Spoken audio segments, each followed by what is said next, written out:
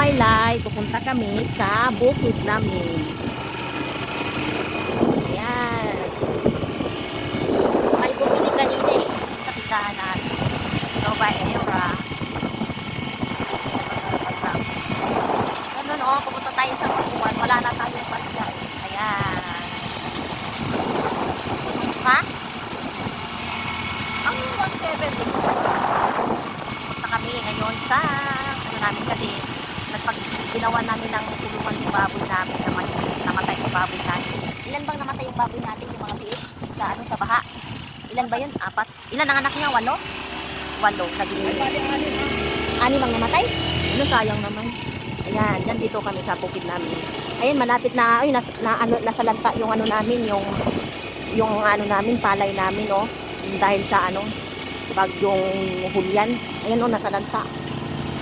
Sayang naman, oh. Ang daming nasa lanta. Ayan. Yung ano, kakatapos lang ng bagyong Hulyan. Ayan, nasa lanta yung ano namin, palay namin. Ayan, oh, kawawa naman.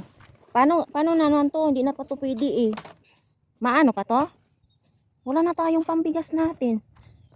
Maano pa to? Maano kaya to siya? Sayang naman, oh. Ang dami.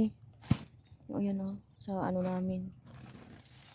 Na ano sa baha. Sa bagyo. Buti ito hindi na ano.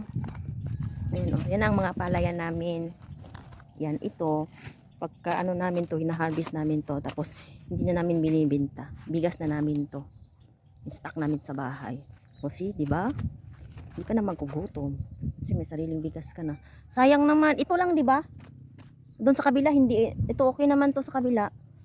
Mauna na ako. Ayan. Hanggang doon ang ano namin. Ayun ang nasa lanta. Sayang naman. Eko. Ayan. Sayang, oh.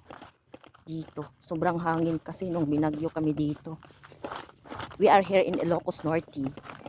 So, lagi talagang binabagyo since nung pagpunta ko na dito, pag-stay ko dito, lagi na lang binabagyo since nung August, September.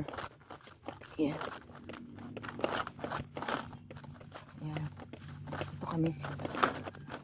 Gumawa kami ng kulungan ng baboy. Ayan. Yung baboy namin dito is native. Ayay! Asan ang baby niya? Ito, nakahiga. Ito. Isa. Ito. Asan yung mga baby? Ay, wala ka na palang pambo. Meron pa isa doon. Meron pa. Ay, doon pala. Ayan. Ay, ang cute-cute. Ang cute-cute. Mga native. Ngayon lang ako nakapunta kasi busy ako sa tindahan namin eh. Tapos saka umuulan kasi. Ang liliit. 2, 4, 6. Namatay ang 4. Yan oh. Ang liliit. Puro itim. Yan walang puti. Hindi kagaya nung sa kabila kong baboy dun sa bahay namin. Puti. Ayan. Parang mga ano, parang mga daga. Ang cute-cute. Ay, ang cute nila. Ito namin, ano lang namin to. Pag malaki na sila, pang ulam lang namin, hindi namin binibenta kasi mura yung baboy dito, 2,500 lang pag ibibenta mo. Hindi katulad dun sa amin, dun sa ano, sa Davao. Ano, hindi native talagang ano, pure. Ang tawag no, nakalimutan ko na. Uy, ang cute-cute ng mga ano, ng mga baboy, maliliit, parang mga ano, parang mga daga. No? Ilan ang anak nito dati? Mahal. Ang cute-cute nila. Para silang mga daga. Bakit puro itim? Yan. Gawa kami ng ano. Ang cute-cute. Yan. Super cute. Ang liliit. Na yung baka din namin nung bagyo. Ngayon ko lang na ano, nakapunta sa bukid. Kaya ayan oh. Ngayon ko lang nakita yung baby niya. Ang liit. Yan. Yan. Ang liit. Ang liit ng ano. Dito gitugway.